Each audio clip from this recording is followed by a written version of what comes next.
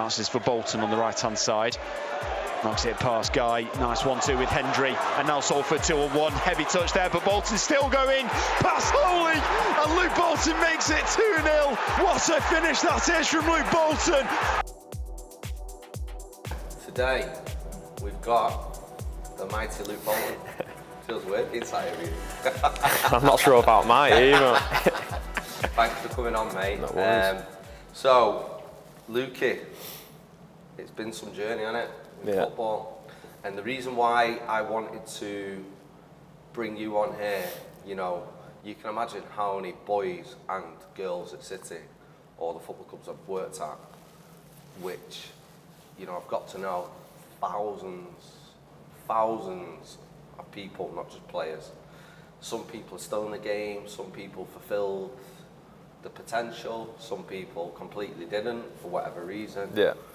But every single person who I've brought on here, especially if I've ever dealt with them as a player, a coach, a manager, the people who I respect, and, you know, as a player, you've always been a hard worker, you've always been honest, and you've always been a top lad, you know, and I've known you before you know me. Yeah. Because of the game we're in. Yeah.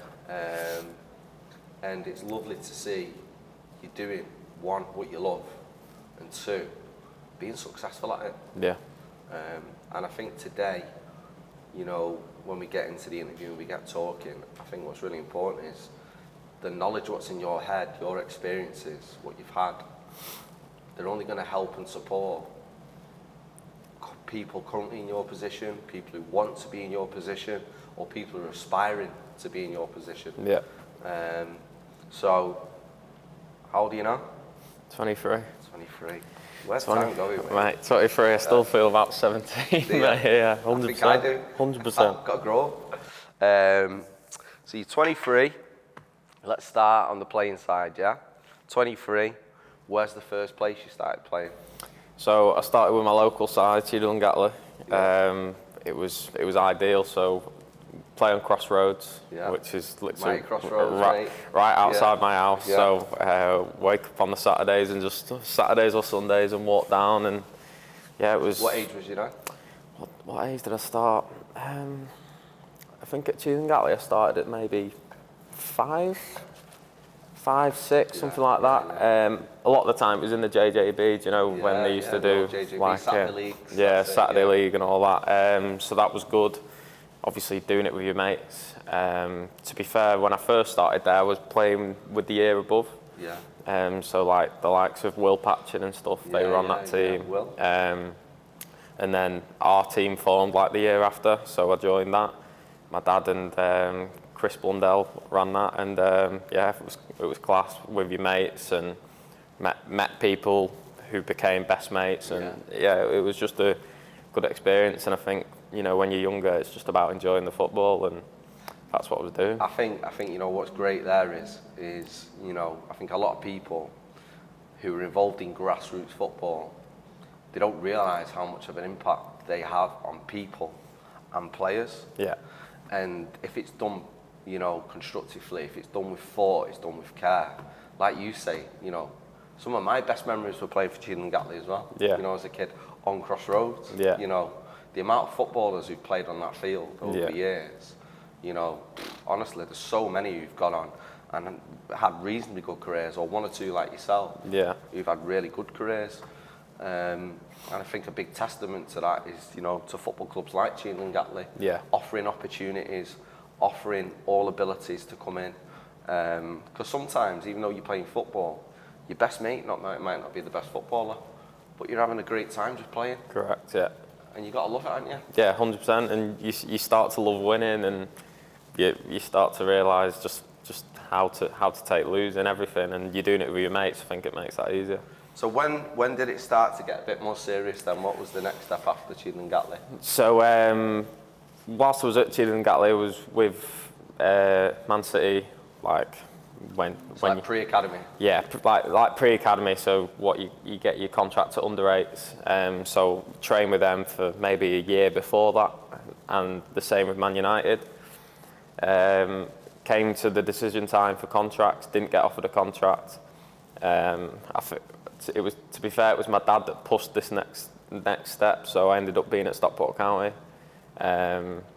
They pushed. My dad was like, "Oh, let's go." I was like, "Oh, I'm not really bothered. Like, I'm enjoying playing with my mates at Julian Gatley." But went down anyway, and after 2 sessions, they said, "Yeah, we want to sign you into the Centre of Excellence." And yeah, that was me for maybe 3 or 4 years. Yeah.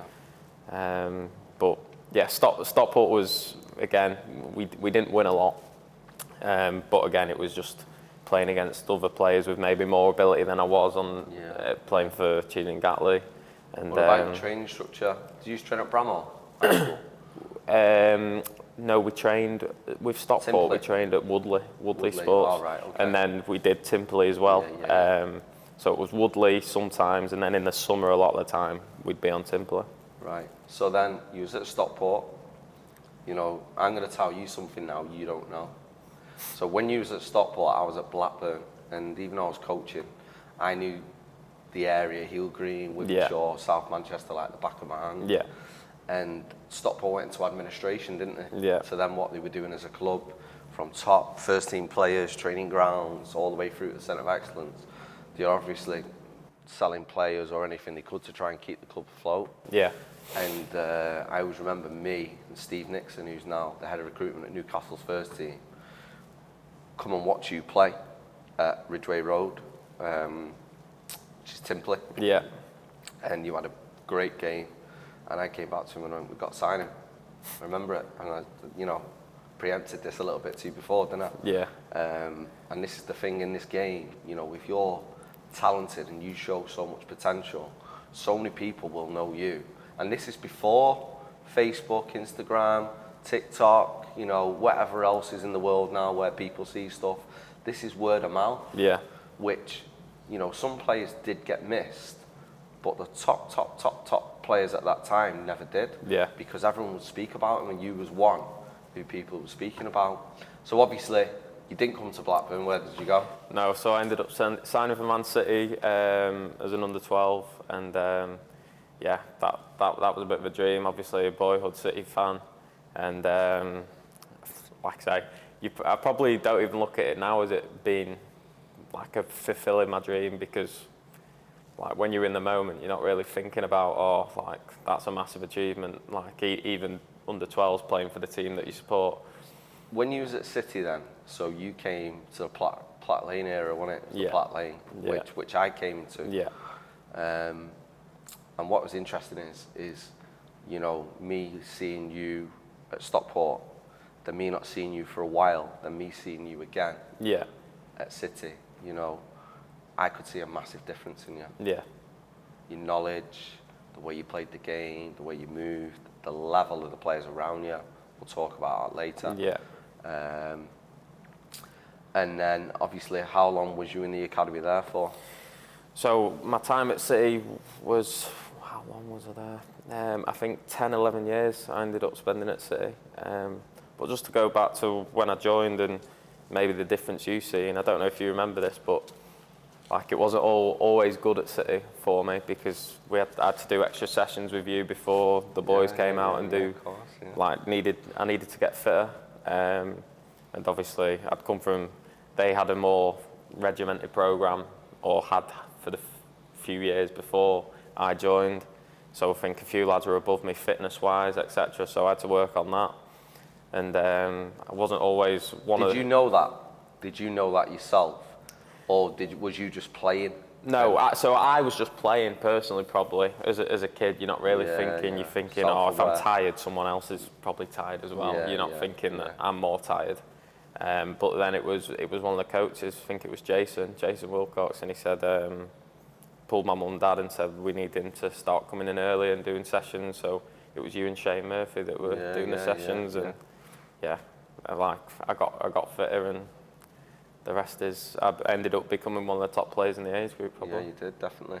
So the next step then was, not just being at Man City, there was a lot of things going on at Man City at that time. Yeah. Was one, the programme and the people at the club was changing. Yeah. One era was going out, Yeah. and the Mark Allen era was coming in. Yeah. And I came in with Scott and Mark and Jason and people. But also as well, the club then decided to invest money into a full-time program, Yeah. which was St. Bede's. Yeah. So, you know, there's going to be a lot of people who are listening to this who are either in this program, people who are probably being recruited to get into the program. Yeah. And it's not just Man City, but, you know, there's other football clubs who have that model now. How was your time, and how was... Firstly, let's go back to, was you selected to go in the program straight away? How did you feel at that point? Because you were already at Man City. Yeah. But even though you were there, you were chasing this as well. Yeah. So I think the first year our age got offered it was going into not under nines, year 9, like in high school. The build up to it was crazy. Like, it's all everyone at football's talking about, like, oh, St. Bede's, who's getting St. Bede's, who do you think will get it, or I think he'll get it, whatever. But like, my home life helped, I think. So I've got a great mum and dad and family, and I feel like I wasn't really thinking about it that much other than at football, where everyone else was talking about it. Did the kids, so this is interesting for me because I've never asked these questions. Yeah. And I know your year was the first year we went to year 9 putting them in, Did the boys speak much about it themselves? Yeah, definitely. So it was like, oh, again, everyone's asking opinion. Do you think you'll get it, or do you think I'll get it? And like, obviously, we're only still 14, maybe. Yeah. Like, we're going on as if it's a pro contract. Like, it wasn't really the be all and end all we probably thought it was, but I know at that point, being involved at that club and being involved with parents, other staff, players, scouts, how much stress that can cause on families. Yeah. And also cause on the players. So prior to the cameras being on, we were talking about certain situations, high pressure situations, which you've recently been in one, you know. And you can have the most talented players in the world and the most skillful, high potential people in the world. But it's the tough moments, which, not just tough moments for like 10 minutes, tough periods in your life, which you have to be consistent. Yeah. And you've also got to block other people's views, conversations out, because you've got to focus on you. Yeah, definitely. And, you know, I think what was great for me, you know, and I will say this, anyone who's a good person, who's respectful, no matter their ability, I've always got time for. And, you know, yourself and other individuals who we'll talk about in the group in a minute, it was lovely to see so many of you get what you wanted. Yeah. Because it must have been a massive relief. Yeah, I think it was. So obviously, I did get selected, but like I say, the build-up to it is literally like when you're getting your first pro contract. That's how it felt. The next step is like, because in the St. Bede's programme, we ended up doing what we'd go into school in the morning, get picked up at lunch. Go on, so let's train. Your week. Tell everyone your week. So Monday. So Monday, you'd go into school, do a normal day. Well, not a normal day. We'd have to have our lunch at like 10:30 in the first break. So they were long days. We'd then have some more lessons. At the lunch break, we'd get picked up on the coach, us and a few other age groups. We'd go to Platt Lane at the time, and then it ended up becoming CFA. We'd then go out and train at about 2:00. We'd then come in, sometimes do some more education. We'd then maybe go in the gym after that. So sometimes, the amount of times I can remember, especially at CFA, all our age groups sprinting across the road to try and get to that tram stop, because it was like 7:30 at night, and we're trying to get home. Like, it's a long day. But I feel like that's how City, I feel like we dominated. And I think that maybe is a big reason why, because we were getting a full-time programme that people weren't getting until they're 17 when 18, they sign a scholar. We'd been getting that from 14, and the gym work, the tactical work, technical work, analysis. We were analysing games like first teams do from that age, and I think that is why obviously we sign the best players, but I think the groundwork behind it is why. I've never said this on camera, and I will say this. You know, I think at that time, what you're talking around, football clubs have like seasons as such. Certain people are there. You know, when I say seasons, I mean like it changes. Yeah. Certain people stay all year round. Yeah. Some people stay there for part of your career, part of your time there. Some people will come and go. But there was some unbelievable staff at that time, and staff who really thought about you as individuals, not just as a team, not just as a unit, which could dominate teams on a Sunday and pop the ball around left, right, and centre and show some unbelievable creativity.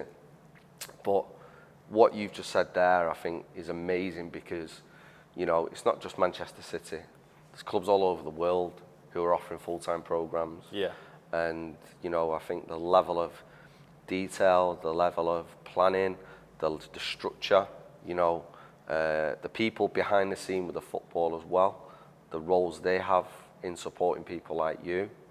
And, you know, look at how many sacrifices you had to give up. Look at how much time you had to dedicate to stay at that football club for such a period. Yeah. Because it's that competitive. Yeah. Because at the end of the day, there's 1,000,001 other people who'd want that badge on the chest, and they'll do whatever it takes. But the problem is, they might do whatever it takes once, but you can't have a day off from it. Yeah. And, you know, I used to sometimes, because I had the baby, I had the foundation phase, I used to see sometimes you guys were there, I'd deal with some of you during the day, and I'd be busy doing what I'm doing, and then you'd still be kicking about, you know, long days. Yeah. And if anything, you know, I think mentally it can be very, very, very tough, but I think when you look back and you look at where you are now in your life, them moments, Luke, they've grounded you. Yeah. Because that's your level of work now. Yeah, they mould you into, like, that is what it takes. And like you say, you can't have a day off. There's no, right, I'm just going to get through today. Because there was Brazilians coming in. Like, we'd get to CFA, and there'd be a new Spanish lad that they're having a look at, or a Brazilian lad that's been flown over. So the competition was incredible, and it doesn't matter if you've had a bad day at school or whatever. Still got to turn up. You have to turn up and get ready to work. Was there any tough parts being in that program which, you know, you can remember yourself where, I'm not saying you ever wanted to give up, I know you've not got that in you, but you had real days where you thought, have I got a chance? There's the challenges probably came obviously growing up as a teenager, and you're in a professional working environment as a kid.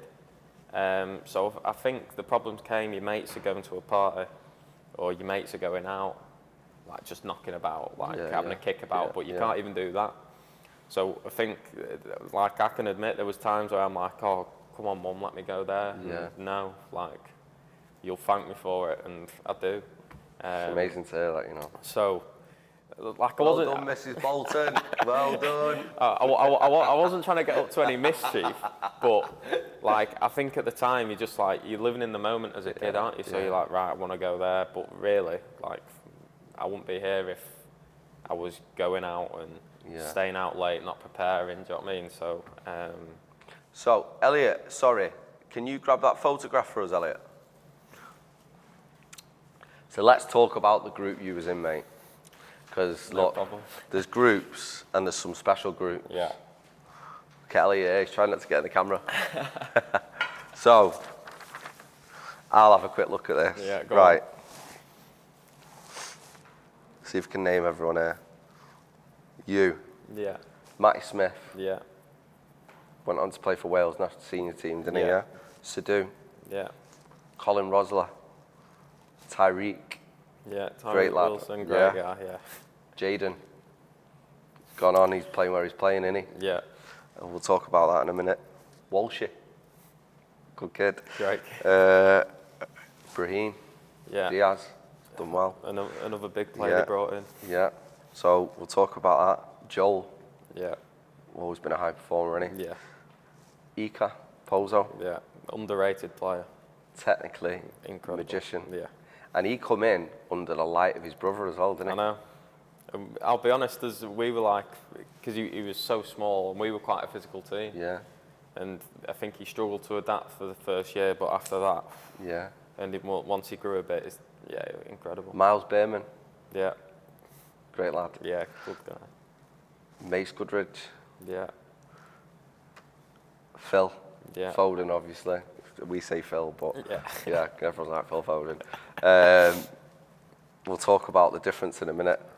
Then you got Ty Campbell, Yeah, all different shapes and all different sizes. Yeah. Diego Latti, Rafael Camacho. having a good career as well in Portugal. So, out of that group, have a look.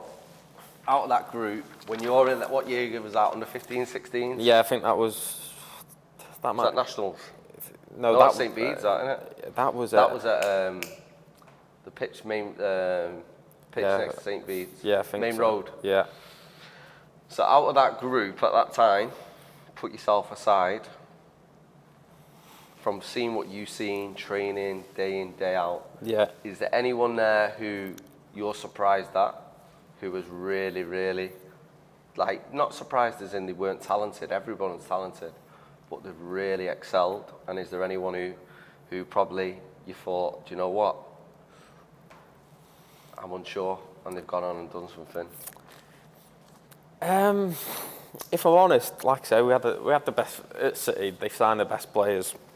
Obviously, there's a few local lads, a few lads that have been brought in. Yeah. Obviously, you look at Phil, and from Phil being 8. Like, I knew Phil from when I was trying to get a contract at City. But everyone knew who Phil was, even like grassroots football around here. They didn't grow up where Phil grew up, they knew who he was. So he always had the hype, and there was times, he'll probably know, like on this photo, he's tiny. And I think at this time he was great. There was a time where he started to grow, which I think he was struggling with, like pace and Physical, movement, but his technical ability and his awareness was Tactical side. never in question. And then once he's grown into his body, you've seen what he's So obviously, I knew you'd mention Phil. Yeah. Because do you know what, he's always been always so talented, hasn't he? Yeah. So obviously, Jayden arrived from Watford. Yeah. What was it like when Jayden first came? Yeah, Jayden, I got along really well with Jayden, and his talent was clear to see. Like, he's a 1v1 specialist, I'd say. Yeah. And I think people feared him. People really feared him on the pitch. Like, Instagram was growing. He had a bit of a following, obviously moving to Man City. And I don't think anyone wanted to get like megged by him because it might go on Instagram. So people defended him like poorly, and but he just tore people to shreds. He played on that and he tore people to shreds. Yeah. Brahim, what about Brahim? Yeah, and again, Brahim. I'll tell you a story about Brahim. So when Pellegrini came, I was in a meeting, and when he came, part of Pellegrini coming was, you need to go and sign this kid. Yeah. Scott Seller says, you're looking after this boy, right? And this kid come in, and he was like, I think Moroccan background. I think massive family. Yeah. Different culture completely for me. It was a bit of an eye opener. Yeah. But the family, where every single person was behind this kid, and this kid was like just a workhorse. Yeah. And I remember having many a session on my own with Brahim. Yeah. And I was like, do you know what? At first, I couldn't see it. But then when he was put in the group, oh my God. Yeah. He could, it was crazy. At like 14, 15, he's dribbling both feet. Like, Left, you can't, right, you unpredictable. can't tell the difference. Yeah. Like, people could dribble with both feet, Yeah. but he's doing it like the ball's not moving from his foot. Yeah. There was always the debate who was better, Phil or Brahim, and I just said they're totally different players. Like Phil plays on the half turn better than anyone I've seen. The thing what I would say, this is me personally, and you know, love them both. Think they're both great lads. but there was a certain point where I think they both were getting a lot of attention. Yeah. I think all three of them Yeah. were getting a lot Yeah, of they attention, were, yeah. right? Including the first team, including the media, including social media. And when I used to take the younger kids, the under 10s, under 11s in the gym, and you guys would be finishing your conditioning or your training with people like Shane and people like that, Matt Cook. Brahim was always one of the last ones out.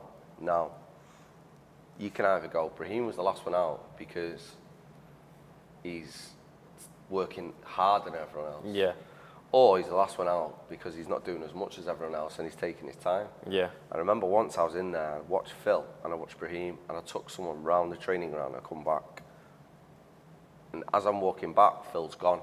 His top was absolutely like drenched, full of sweat, sweating. He had his City gear on. Yeah.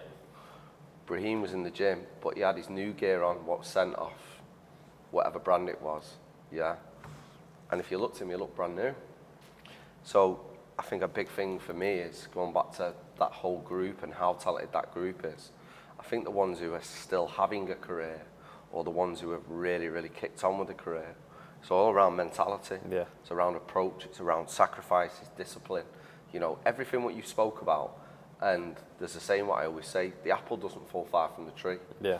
So the way your mum and dad are, look at the way you are. Yeah. And you probably had times where there's friction because you wanted to do something and they're going, no, you're not. Yeah. Because they're looking at the bigger picture. Correct. Yeah. And the same thing is as soon as a young athlete or a player can start to look at the bigger picture, every choice you make will help you towards that. Yeah. If you want to do something short term and you're not looking long term, then you're probably going to fail at some point. Yeah.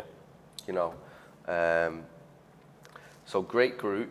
So that group then, you get to under 16s, you've given a scholar. Yeah. So then what was next? Yeah, so scholarship. So again, usually there's a big, in football, there's a big, going from that to full time, like being a school kid. But because we'd had that program for 4 years before that, or 3 or 4 years, you were already prepared. Obviously, it gets a bit tougher. Sessions are a bit bigger. Yeah. Game schedules a bit more. But really enjoyed my scholar. And we had Lee Carsley came in. We had a great group.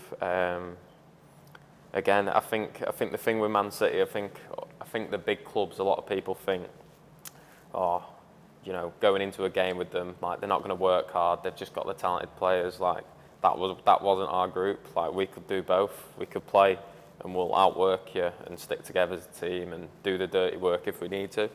And I think that's why, like, usually an 18s coach will probably make the players run on the odd occasion because they're not training well enough.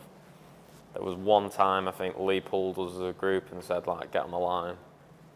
And that was once in a full season. Like, he didn't need to up tempo in training. He was walking around getting the balls, like the head coach of our under 18s team, because he knew the standard was there, everyone was going to be at it.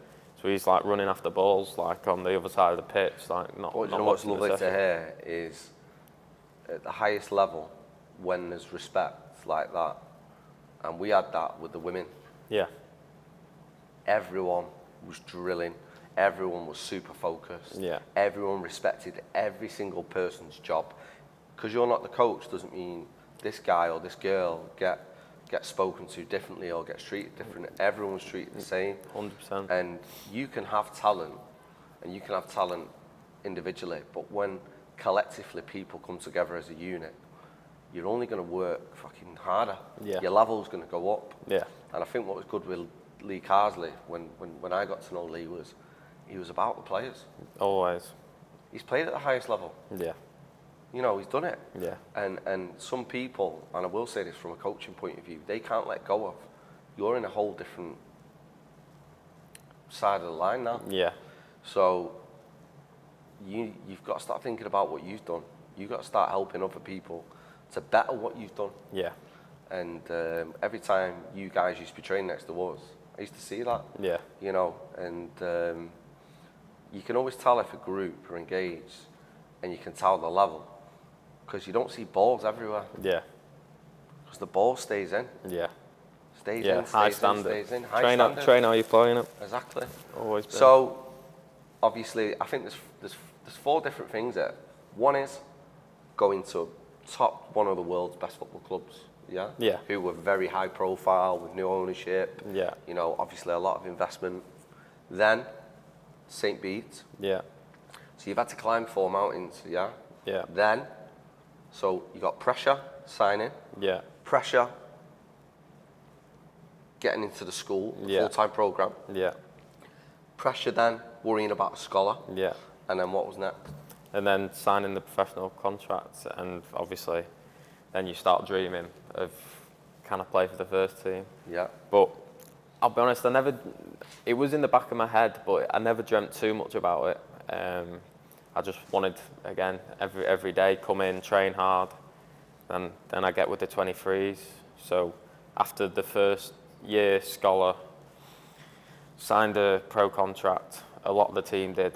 I think that was testament to all the players. And then a lot of us moved up to the 23s. And again, that's a new challenge. So new league, new coach, older players. So at that time, the 23s now was very young. When I look at some of the teams, they're very young. But at that time, I remember we played Liverpool, and like Mohamedou Sakho played centre back for Liverpool, and they'd always bring players down, whereas we always had a young squad. Like City's 23s, I don't think they ever had like a player over 20. So we were playing, which was a challenge. So we didn't dominate. That was the first time at City we hadn't dominated when I was there. Who was your 23s coach then? So I had Simon Davies and Paul Hardsley were mine. That was the first time I'd been at City for years, and we hadn't dominated in the league, and I think that was like it was different, obviously. So did that then? So when you're playing in a team that you're comfortable in, and when you're in a team which you look around the pitch and you go, we ain't got a weak link here. Yeah. To then stepping from academy football into men's football. Yeah. Because this is the transition. Yeah. This is what 23s, 21s was all about, is, you know, going from academy football, level playing field, everyone's born in the same year, there or thereabouts, within 1 or 2 years, to then, obviously then going into first team football, where it's about experience, drive, commitment, level. I think the 23s league for us, I think other clubs did it differently. I think some clubs wanted to win that league, whereas I think City did it as more development and like, again, playing against a few older players. I think the massive thing was that teams had started analysing how we play, and I think that's because, you know, we had a City way, 4-3-3, side diamond, everything like that, and I think teams started to work that out. But again, that's then the coaches adapted, and then we pick up results, and then we might go back to it, and it became more of a tactical battle, which again sets you up for more when you end up being in the men's first team. I think that's good though as well, even though people know what's coming. For you as an individual, I think what's good, and this is where some people are, you know, I think some of the work that goes on at Manchester City Football Club, from coaching there, knowing the level, is outstanding. And then when I compare it to some other clubs and their programmes, you know, you have to stand by something, and a big thing was possession-based game, you know, that was the thing. But I also think when you get in a situation with, say, someone like yourself, Jayden, Phil, you've got the ability, the capability and the initiative to solve that problem. Yeah. Whereas certain people, because they're used to playing a certain way, they don't think about using their initiative enough. Because the problem, the patterns, solve themselves at times. You know, as in playing a pass, landing the ball, missing a line, you know.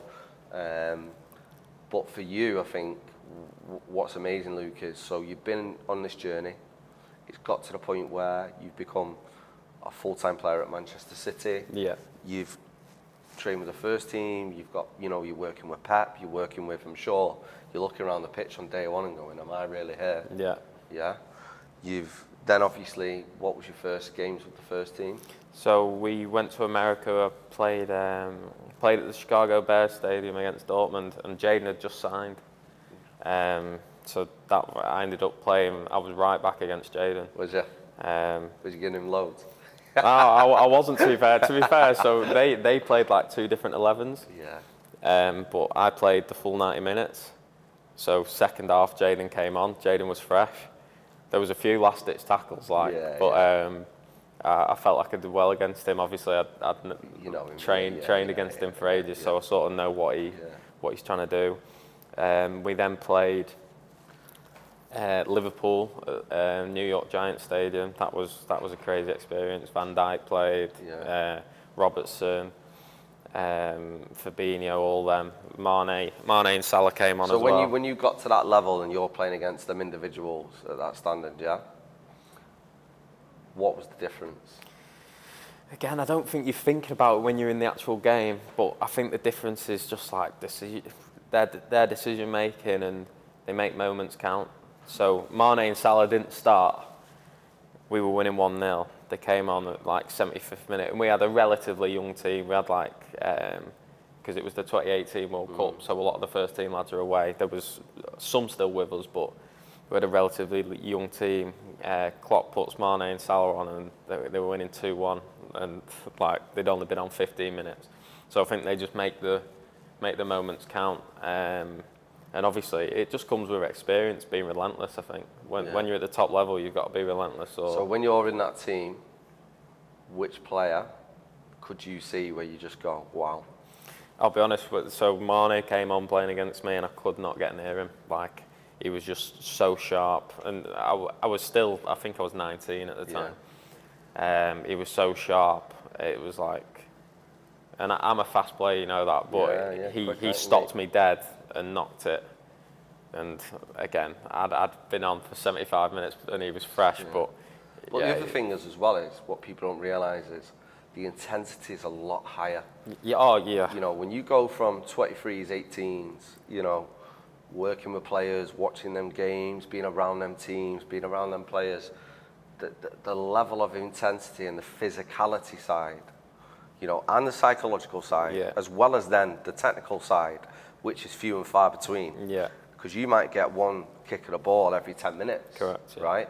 But that one kick of the ball is make or break. Yeah. Even though you've done all the other legwork, right?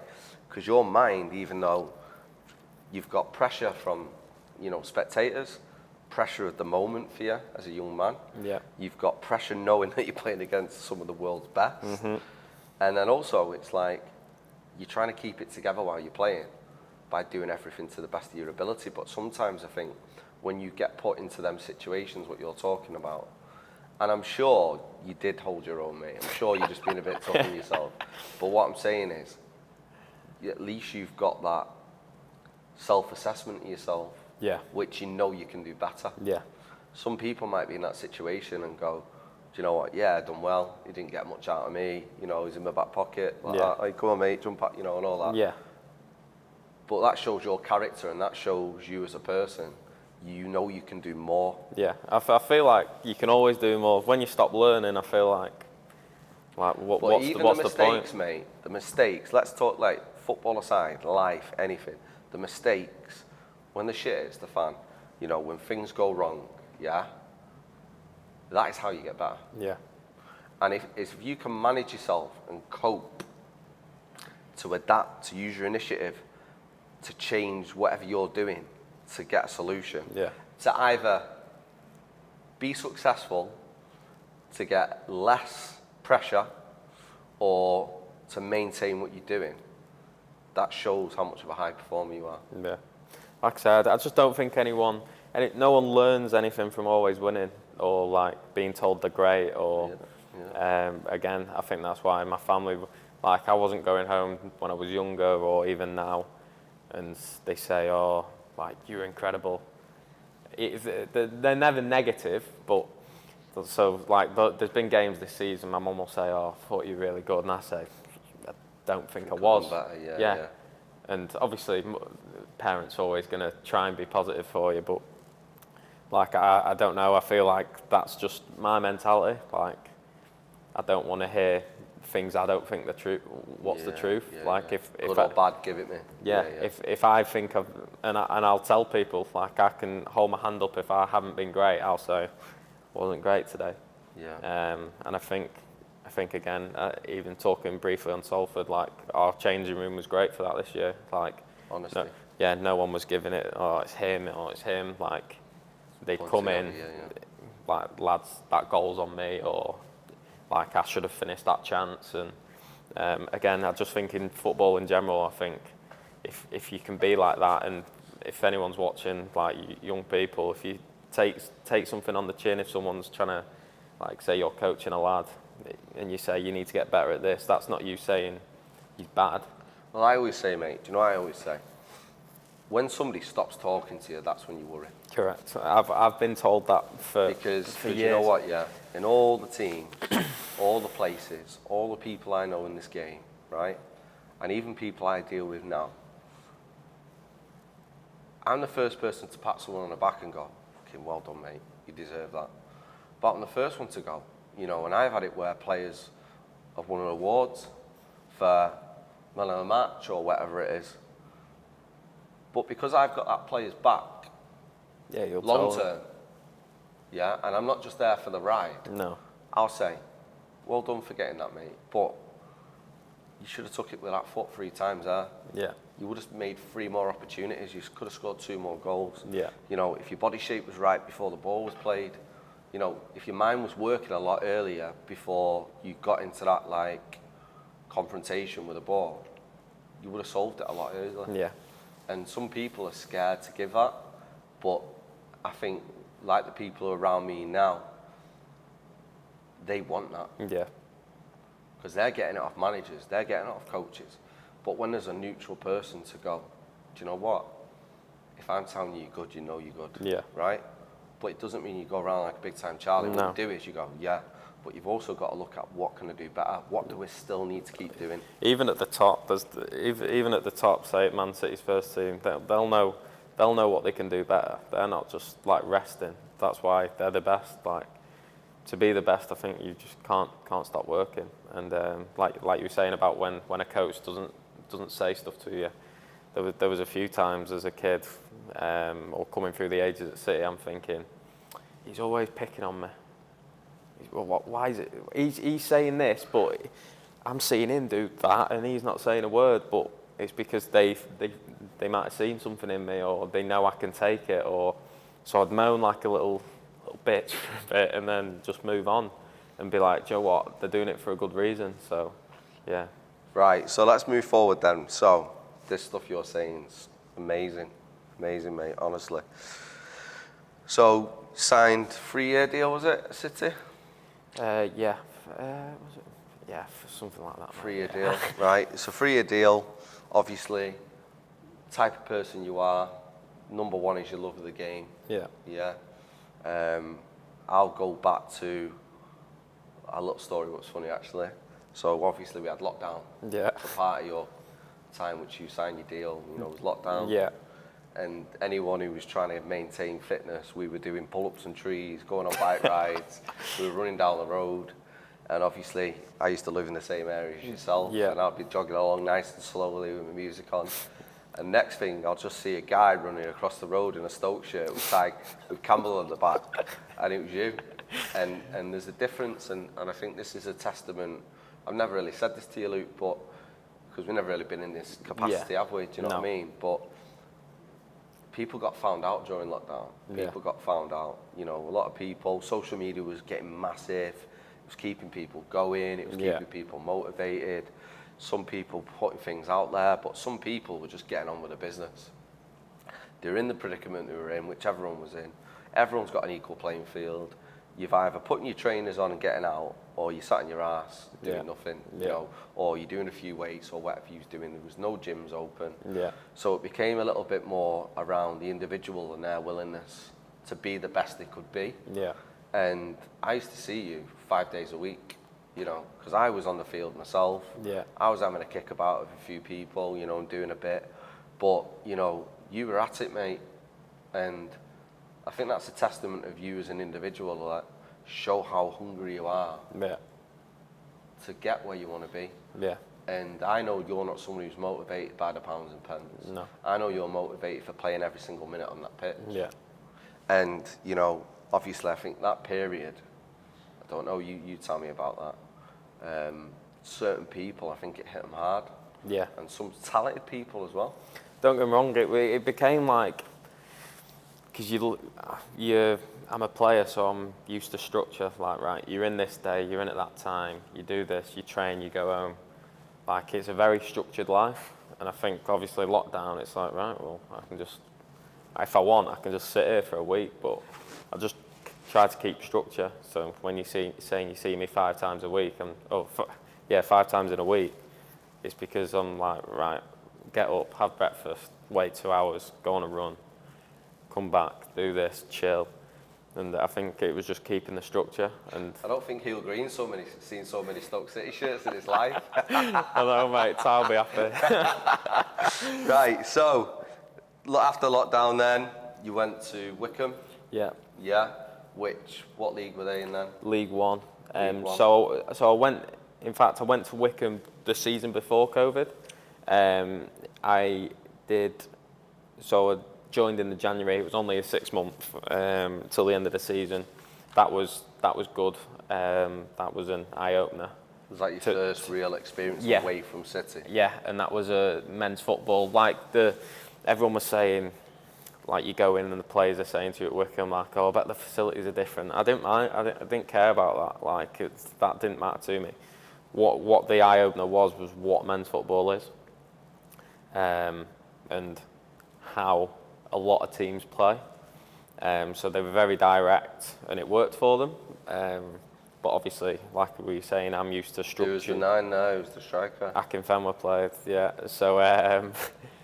So great bunch of lads, but again, so different to what I'd been used to. And again, I see that 6 months. I'll be honest, I wasn't great. I didn't. Why? What do you think the reasoning for that was? It was just adapting, I think. I was. Do you think you was out your comfort zone a little bit? Yeah, a little, but I'd say on all 3 of my loans, I wasn't great. Like, I had some good games. I had some not great games. If I had to say what was I out of 10 for the whole loans, I'd probably say. So obviously we'll come on to the other ones, but every single one of your loans wasn't local. Yeah. You had to stay over. Yeah. You had to be away from your family. Yeah. You know. Do you think that plays a part in you? I think it can, but I'm not really like I never got homesick once. Yeah. So when I went to Scotland, which we'll get onto, I went home once in 9 months. Did you? And like I wasn't like oh, obviously there's FaceTime and stuff in there, and I still stayed in contact, but I just I didn't see that never really thinking me again. Why I struggled, or why I think I struggled, was adapting to men's football, adapting to again my style of play is power, and I've had to become smarter. Yeah. I've had to become a lot smarter. Do you think? And here's one for you. When you're at a football club for so long, forget the facilities, because I said this with previous people and technical directors and coaches and whoever else. It's a shell. Yeah. And it can look shiny. You know, me and you can dress up in whatever we want, but what it comes down to, performance, right?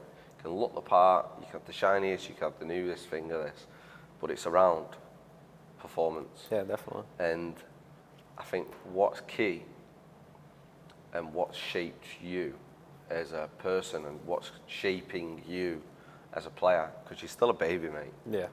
10 years, 15 years, probably even longer the way you look after yourself, is experiences of being at clubs where one club, you might have to bring your own lunch. Yeah. One club, it might be beans on toast every day. Yeah. One club, it might be, there's a selection of meats, there's a selection of, and we know which club that is, right? But for you, every single one of these loans where you've been, I think being away on your own as well makes you grow up. Yeah. Yeah, it definitely makes you realise grow that up. you've got to do stuff for you, which we all take things for granted, where things are done for us, and then one day they go, it's on you now, and you're like, whoa, I've got to add this into my life. Yeah. So was there many things there when you went on loan which you had to realise, or things what you probably didn't think you was grateful, things which you're grateful for, which you don't realise when you're in that situation? I'd say the biggest one's probably cooking, but you get used to that. But other than that, no, like I say, it was just all an adapting. But I feel like all 3 loans have shaped me into who I am. And I had good times where I thought I'm playing really well, I'm in good form, and then there's been times where I've been dropped, for example, and then struggled. So here's one then. So I know the politically correct way at an academy where someone's spoken to say, look, you're not involved. Yeah. I bet the conversations are different at first team, aren't they? Yeah, they are. They're not. So there was a few times at a few clubs where, well, there was a few times at a club where I'd turn up to the stadium and there was 19 men turning up to a home game. So I'm sat in the home changing room, and the gaffer comes in and he says, right, this is the squad. Really? And I wasn't in it. So didn't get spoken to on the like personally. It was just, right, the squad goes up, get ready, who's in it. And then there was one time I left the stadium before kick-off because I was like, right, well, if I'm not involved, I'll just go home and do a run. So I've got home, done a run, and I get back in because I have a watch. I don't take my phone on runs. Course, get back in from like a 5k run I did, just to we're off. Yeah, clear my head and we're off tomorrow. So I'll take tomorrow off if I run tonight. And I've had like 6 or 7 missed calls off like the physio, the sports scientist, the kit man. So I'll ring back like, oh, we thought you might need to come onto the bench because one of the lads was struggling. So I was like I felt a bit strange. Like I thought, oh, going in 2 days' time, we're going to get a rollicking for not being there. But to be fair to the gaffer, he made a joke out of it and was like, oh, don't go on your run this next time or whatever. But I was in my head, I'm trying to better myself. That is exactly, mate. And you know what, right? You know, listen, you know, this whole project and what I'm doing now, you know, it's not just about these podcasts, and it's not about, you know, it's about sharing stories like this now. Yeah. Because football's one thing, sport is another, life is number one, mate. Yeah, it's how you react to situations. You've shown to yourself, without even probably showing, because it's just ingrained in you, that you're going to look after you, because that's what you have to do. Yeah. You have to look after yourself. And what I mean by that is, I don't mean from a greedy or a selfish point of view, but you can only maintain your health, your mind, your body by, you know, if certain things happen where they're a challenge, how are you going to overcome that challenge? Sometimes bad news, it can be the biggest motivator in the world. For some people, bad news, it can demotivate you. Yeah. Look at what you do. Look at your approach. Your approach is, do you know what? I'm going to face this head on, and I'm going to make sure that I'm ready for the next time. Yeah. Which I think some people need to take that, and they need to put that into how they operate, because I think it's so easy to get a setback. And what is a setback in football? Because you can have injuries, you can have illnesses, you can have a new manager, you can have a new coach, you can have a new style of play. You know, so many factors what can affect someone's career. There's so many factors externally. People's views, people's opinions, they can also influence other people and, you know, how your career goes. The key bit is around consistency. Key bit is around mentally being bulletproof. Yeah. You have to be. You're in the toughest industry, or one of the toughest industries in the world. Everybody knows everything about football. Everyone's got a view. But even when you get to the point of where you are and the level you're at, I do question some people's approach to players like yourself. Of, you know what, we've got an absolute top prospect here who, by the way, is great, but he could be 10 times better than what he is. Even when there's an opportunity where you're not involved, that could be a learning opportunity. Yeah. And I think what's really important is how that message is put across, because then that could motivate you to be 10 times better. Yeah. Like I say, I always say, when you stop learning, I feel like you're dying. Do you know what I mean? Because what's the point? Like, if you think you know it all, then... Love it, mate. Love it. Right, so, went to Wycombe. Then you went to Luton. Yeah. That's an interesting one, isn't it? Yeah, I know. Like, I went to Wembley the other day to watch them. So Rob Edwards, innit? Yeah, buzzing for them. Worked with Robert. He was... I'd never worked with him when he was at City, but I worked with him when he was at England. Yeah. So buzzing for him, buzzing for the club. Like, really enjoyed my time there. But again, that was after being on tour with City. So I played as a right back with Pep, and then there was interest in me going there. Yeah. Playing three games well at right back, when you haven't done it, it can happen. And obviously, I was right up for it. Went to Luton as a right back, played a few games, did well, then hit a spell where teams were targeting me, diags. Yeah, and I was coming up against some good wingers in the Championship. And again, sometimes they got the better of me.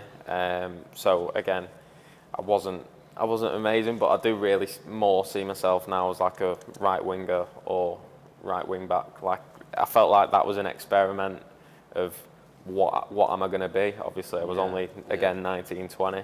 Yeah. So it was working out right. Because everyone's probably always said, you might have heard it whilst you were at City with me, like, well, we can play there, you can play there, you can play there. And I feel like you've got to nail something down first. Like, again, I still probably people say, oh, right wing back. But I see myself more as an attacking player. Yeah, but really enjoyed my time at Luton, and like playing in the Championship was a great experience and stuff. So then played at Luton, then you went on loan to Dundee. Yeah. So you've gone over to Scotland. Yeah. How was that? Yeah, again, really enjoyed it. It's crazy, Mark, because people say like, oh, the Championship and League One and League Two, the levels are so different. Scottish Prem not on the level or whatever. It's lies. All the men's football I've been in, so Champ, League One, League Two, and Scottish Prem. I was just about to say that. Go on, yeah. They are literally all. When I'm playing, I can't really tell the difference. Like, I feel like there's a lot of back and forth. There's a lot of hard-working teams. Obviously, in the Champ, you might get a player worth 30 million, whereas in the Scottish Prem, you might not, and League Two, you won't. So I think that there's individual gems in them leagues that make the teams better. Yeah. But if I had to say in general, I think the standard is like, if you're a professional for a reason, and you're a good player. Yeah. And I felt like when I went up to Scotland, like, I was impressed with the standard. Again, had some good games there, had some not so good games, but really enjoyed it. Made some good mates up there, and yeah, like I say, I think it's moulded me into who I am now. So obviously, then I think personally, me, you know, we don't speak all the time, but I'm always, you know, passing, you know, a well done where I see you do really well, or keep going, or, you know. But there's certain people, I think, over the years who, you know, you do keep an eye on. I keep an eye on so many lads, like Callum, who plays with you as well, you know.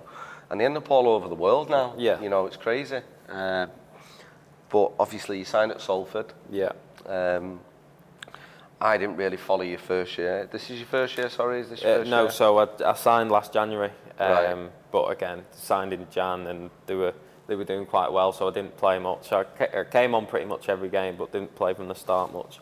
And then we got a new gaffer in the summer, and things have been. So here's a big one for you. So new managers come in, new direction, new view, you know, new way of working. Yeah. Yeah. Do you think that's helped you? Definitely. So our gaffer came from Man United under 23s, so it's a very similar way to how Man City will play, and again, possession-based football. And like I say, I think I've really kicked on this year, and I think the gaffer has helped with that, to be fair. And yeah, just we recruited quite well in summer, and we've really enjoyed it. And I don't know, I feel like I'm like a important player to the team, which I think always helps in I'm confidence. going to say this. I think you're playing it down. I think you've had a great season. Yeah. Because I've been watching the clips. I've come and watched a few times this year. The goal you scored, yeah, unbelievable goal. And to finish like that, the only way someone's going to be striking balls and driving with a ball forward like that, one, is if they're confident. Yeah. Two, they have self-belief to the Yeah. point where they're fearless of anyone else. And I think as coaches, as managers, as anyone who manages people, not just in a sporting arena, a business arena, a work environment, if you can give people that and you can see them flourish, when you see someone do something like what you did to score that goal, I think it shows that life or your career, it can have ups and it can have downs. Yeah. But when you get around someone who really, really influences you positively, grasp it. But the only way you're going to know that is if you're conscious of what that person's giving you. Like I say, I feel like everything's built up. Like everything I've been through is built up. So the loans, the good and the bad, every loan, the good and the bad, and obviously I feel like the gaffer and the staff have believed in me, and obviously it's just, like I say, it all moulds into who I am today. Them Salford fans love you, mate. Them Salford fans love you. Trust me, they do. And I told a few people that you were coming on here, and I think there'll be a lot of people who will watch this interview because one, they fully back you as a player, but also fans who I think from looking from the outside in, they can see you're a good person, mate. Yeah, appreciate that. So moving forward, obviously, we won't go too much into Salford. Yeah. I think you've had an amazing season. You're still in the game. Some people aren't in the game no more, which is sad. You look at that picture what you've had in front of you. Some people are at the top of the game. Some people are now playing part-time football. Yeah. Some people aren't even playing at all. Yeah. Every single person in that picture, had the capability to play at the top. Yeah. So what's your aspiration for yourself and what's your targets for yourself then? I just want to. I want to be back at the highest level if I can be. Obviously, it's going to take hard work, and not just hard work, but you've got to perform. You've got to perform week in, week out, day in, day out. But that is my aspiration, is just to get back to where I feel like I was there for so long. That's where I feel like I belong. So hopefully. So moving forward for you then, look, you're 23 now. Yeah. Yeah. You've had how many league games? 100 odd, probably pushing 150 now. So nearly 150 league games at 23, which is good solid number. For you, obviously, playing at the highest level, playing against the best players, playing at the highest stage is something which you're aspiring to. And I'm sure you aspired to that when you was younger as well, when you was really young, Yeah. Because I think when you first start playing, you just do it because you love it. Yeah. And then you get to the point, you go, actually, I'm all right here. Yeah. As a kid, I grew up on Crossroads. Yeah. I've run around that field on good days, bad days, Yeah. Days where things have been amazing, days where I'm like, oh, I've had enough, Yeah. And all I say is, along your journey, is there anything which, what you know now, would you pass to someone who's starting out or someone who's aspiring to be a professional footballer? Is there anything, what you know now, advice you would pass down to someone? I'd just say, I think the main thing is don't let setbacks get you down. Like, football's like you said before, it's the most opinionated game from fans, coaches, players themselves. Yeah. Like, just because you get told, say you didn't get a contract at a club when you're younger, just because he says you're not good enough, that doesn't mean you're not good enough. Like, there's many players, there's many coaches that like a player one and then doesn't like another player, but like, it doesn't mean you need to give up. And I just feel like if you never give up, you won't go far wrong, because even if you don't have the ability, there's so many people saying we want hard workers, we want good people. So if you're a good person, you work hard, your ability will take care of itself. Amazing, mate. It's amazing to be able to have this conversation with you. I think you've set the standard for so many footballers. Doesn't matter, you play in the Premier League, you play wherever you play. If you're a full-time footballer, you're a footballer. And it's appreciating the opportunity you've got. And I know you live every single day of your life to appreciate, and you're grateful to do what you love. Yeah. And I think this interview today is probably one of the most powerful interviews what I've done. You know, as well as having a laugh and taking the piss out of a few people. But at the end of the day, you know why, Luke? You've got so much talent and your energy doing what you do. You know, managers, coaches. That's, if you know, when I go back into football one day, if I go back, they're the people you want to be working with. People who are coachable and approachable. Yeah. Yeah. So I want to say a massive thank you. No problem, mate. Some of the stuff Thanks there, for mate, I didn't even think we'd talk about, but I really appreciate your honesty. And just keep doing what you're doing, lad. Keep doing what you're doing. We'll work this summer, mate. Don't Yeah, worry. we're working out. Thank you, Top man, mate. Matt. Top man. Legend. All right.